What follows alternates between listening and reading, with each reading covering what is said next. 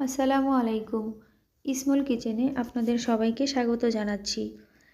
আজ একটি ভীষণ মজার নাস্তা রেসিপি তৈরি করে দেখাবো। খুবই সহজ একটি রেসিপি।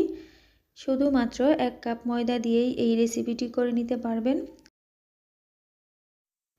ঘরে ময়দা না থাকলে ময়দার পরিবর্তে আটা দিয়েও এই নাস্তাটি বানিয়ে নিতে পারবেন। একেবারেই সহজ একটি নাস্তা রেসিপি, যে কেউ দেখলেই বানাতে পারবেন। আর দেখে নিশ্চয়ই বুঝতেই পারছেন, খেতে ভীষণ মজার হয়, অনেক বেশি ক্রিস্পি আর ফুলকো হয়েছে নাস্তাগুলো। তো এই নাস্তাগুলো একেবারেই সহজভাবে আজকে বানিয়ে দেখাবো। অবশ্যই পুরো ভিডিওটি দেখবেন, সেই সাথে আমার চ্যানেলটি সাবস্ক্রাইব করে দেবেন। এছাড়াও আমার চ্যানেলে আরও ভিডিও আছে, চাইলে সেগুলোও দেখে আসতে পারেন। নাস্তাটি বানিয়ে নেওয়ার জন্য এখানে আমি চায়ের কাপ মেপে 1.5 কাপ ময়দা নিয়ে নিলাম। চাইলে ময়দার পরিবর্তে আটা দিয়েও করে নিতে পারবেন। এখন পরিমাণ মতো লবণ দিয়ে দিলাম। 3 টেবিল চামচের মতো রান্নার তেল দিয়ে দিলাম। এবার শুকনো উপকরণগুলো একটু হাতে মাখিয়ে নিচ্ছি।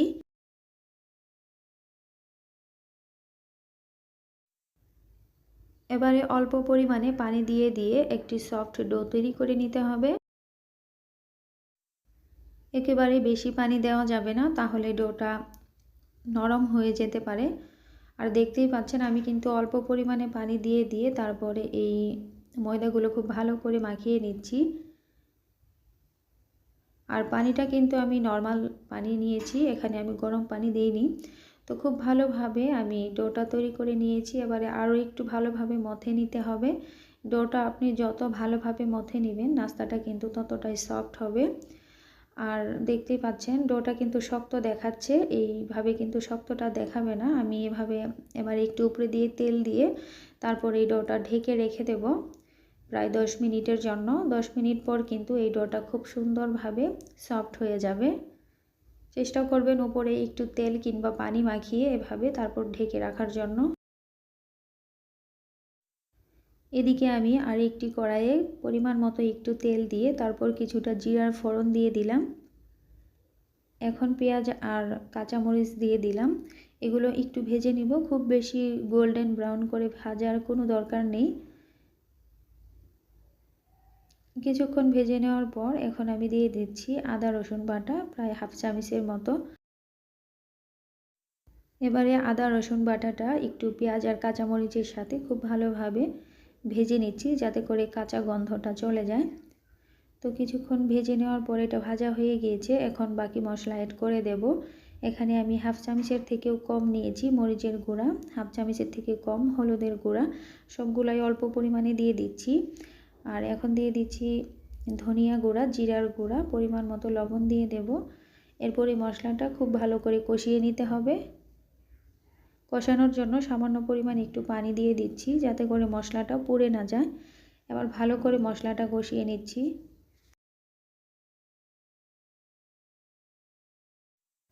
মশলাটা কষানো হয়ে গিয়েছে। এখন আমি এখানে একটি টমেটো দিয়ে দিলাম। টমেটোটা খুব ছোট ছোট করে কুচি করে নেবেন, তাহলে খুব ভালোভাবে আগেই সেদ্ধ হয়ে যাবে। এবারে একটু নেড়েচেড়ে মিশিয়ে নিচ্ছি। টমেটো কিন্তু একেবারেই ছোট করে কেটে নিয়েছি, এতে করে এটা সেদ্ধ হতে খুব বেশি সময় লাগবে না। এখন আমি আগে থেকেই সেদ্ধ করে নিয়েছিলাম আলু, সেই আলুগুলো দিয়ে দেব।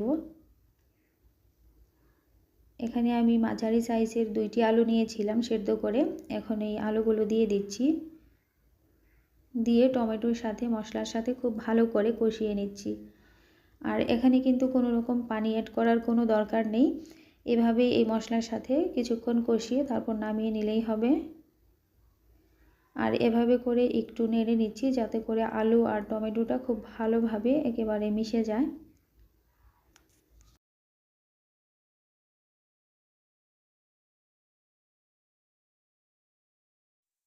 তো বেশ কিছুক্ষণ রান্না করে নিয়েছি, এটা হয়ে গিয়েছে। চাইলে ধনিয়া পাতা দিয়ে নামিয়ে নিতে পারেন।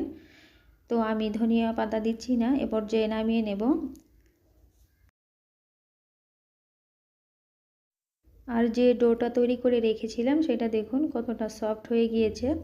এবার এখান থেকে লেচি কেটে নিয়ে আমি রুটি বেলে নেব। আমি প্রায় 4 পিস লেচি কেটে নিয়েছি, এখানে 4টি রুটি বেলে নিব। আর রুটিটা খুব বেশি মোটাও করা যাবে না আর খুব বেশি পাতলাও করা যাবে না, মাঝারি সাইজের একটি রুটি বেলে নিচ্ছি।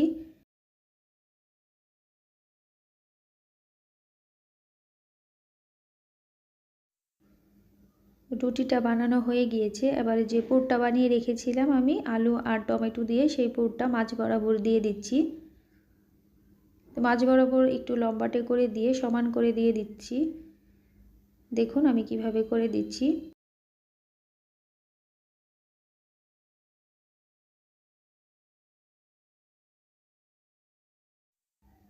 এবারে নাস্তাটি ফোল্ড করে নেব। এক পাশ থেকে এভাবে রুটিটা নিয়ে তারপর ফোল্ড করে দিচ্ছি আর নিচ থেকে এভাবে একটু করে পানি দিয়ে দিচ্ছি। এভাবে করে পানি দিলে একটি আঠালো কাজ করবে, এটা খুলে যাবে না। আর চাইলে ময়দা আর একটু পানি মিক্স করেও দিয়ে দিতে পারেন, এতে করেও খুব সুন্দরভাবে লেগে থাকবে। তো আমি পানি দিয়েই করে নিচ্ছি, পানি দিলেও কিন্তু খুলে যাবে না। দেখতেই পেলেন আমি কিভাবে করে দিচ্ছি। এখন এভাবে রোলের মতো করে ফোল্ড করে নিতে হবে। নাস্তাটি বানানো যতটা সহজ, খেতে কিন্তু অনেক বেশি মজার। আর এই যে এইভাবে করেও আমি এই সাইডেও পানি দিয়ে দিচ্ছি, এভাবে একটু চেপে দিচ্ছি, এতে করে কিন্তু এটা আর খুলে যাবে না। এখন এই উপর থেকে একটু চাপ দিয়ে দিচ্ছি। দেখুন নাস্তাটি কিন্তু রেডি হয়ে গিয়েছে। আর একইভাবে সবগুলো নাস্তায় আমি তৈরি করে নেব।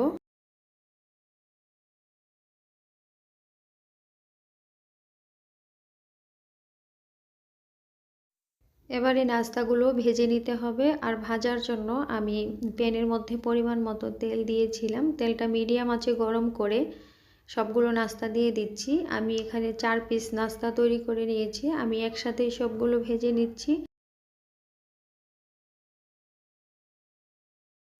আর খেয়াল রাখবেন তেলটা যেন খুব বেশি হাই হিট না হয়, মানে মিডিয়ামের থেকেও একটু কম আঁচে এই নাস্তাগুলো ভেজে নিতে হবে।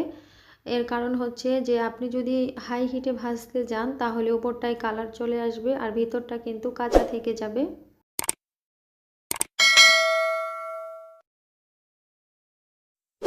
চেষ্টা করবেন মিডিয়াম টু লো হিটে এই নাস্তাগুলোকে খুব ভালোভাবে ভেজে নেওয়ার জন্য, তাহলে কিন্তু অনেক বেশি ক্রিস্পি হবে নাস্তাগুলো। এবারে আমি পাশ ফিরিয়ে দিচ্ছি, এক পাশটা কিন্তু মোটামুটি কালার চলে এসেছে। সকালের নাস্তায় রুটির পরিবর্তে চটজলদি এই নাস্তা রেসিপিটি বানিয়ে নিতে পারেন। এই নাস্তাটি কিন্তু এক একজন যদি এক এক পিস করে খায় তাহলে কিন্তু পেট ভরে যাবে। আর প্রতিদিন রুটি বানানোর যে একটা ঝামেলা, সেই সাথে ডাল ভাজি সবজি তা তো আছেই। তো তার থেকে যদি এরকমের একটি নাস্তা বানিয়ে নেওয়া যায় তাহলে তো অনেক বেশি ভালো হয়। অবশ্যই রেসিপিটি বাসায় একবার হলেও ট্রাই করে দেখবেন, সেই সাথে আমাকে কমেন্ট করে জানাবেন কেমন হলো খেতে। তো আমার এখানে নাস্তাগুলো সব খুব ভালোভাবে ভাজা হয়ে গিয়েছে। এখন আমি তেল ঝরিয়ে সবগুলো নাস্তায় তুলে নিচ্ছি। নাস্তাগুলো তেল থেকে তুলে নিয়ে সরাসরি একটি কিচেন টিস্যুর উপরে রাখবেন, এতে করে যে এক্সট্রা তেলটা সেটা শুষে নেবে। আর এভাবে করে আমি সবগুলো নাস্তায় ভেজে তুলে নিচ্ছি। মাশাআল্লাহ দেখুন নাস্তাগুলো দেখতে কতটা লোভনীয় হয়েছে, অনেক বেশি মজার ছিল, সেই সাথে তো অনেক বেশি ক্রিস্পি ছিল। দেখে নিশ্চয়ই বুঝতেই পারছেন এটা কতটা মজার একটি নাস্তার রেসিপি। একেবারেই অল্প সময়ের ভিতরে অল্প উপকরণ দিয়ে শেয়ার করেছি। আপনি চাইলে ময়দার পরিবর্তে আটা দিয়েও করে নিতে পারবেন এই মজাদার নাস্তা রেসিপিটি। টিফিনে কিংবা বিকেলের নাস্তায়ও করে নিতে পারেন মজার এই ক্রিস্পি নাস্তা রেসিপিটি। সেই সাথে দুপুরের হালকা খিদে মেটাতে এই রেসিপি করে নিতে পারেন। এই নাস্তাটি একটি খেলেই কিন্তু পেট ভরে যাবে, এমন একটি খাস্তা নাস্তা রেসিপি। একেবারে সহজ এবং অল্প সময়ের ভিতরে এই রেসিপিটি আমি আজকে আপনাদের সাথে শেয়ার করেছি। আমার আজকের ভিডিওটি যদি আপনাদের ভালো লেগে থাকে তাহলে অবশ্যই আমার চ্যানেলটি সাবস্ক্রাইব করবেন, লাইক কমেন্ট শেয়ার করবেন। এছাড়াও আমার চ্যানেলে আরও অনেক ধরনের রান্নার ভিডিও আছে, সেগুলোও দেখে আসার অনুরোধ রইল। দেখে নিশ্চয়ই বুঝতেই পারছেন নাস্তাটি কত বেশি ফুলকো এবং ক্রিস্পি হয়েছে। তো আজকের ভিডিওটি এখানেই শেষ করে দিচ্ছি। সবাই খুব বেশি ভালো থাকবেন, সুস্থ থাকবেন। আল্লাহ হাফেজ। আসসালামু আলাইকুম।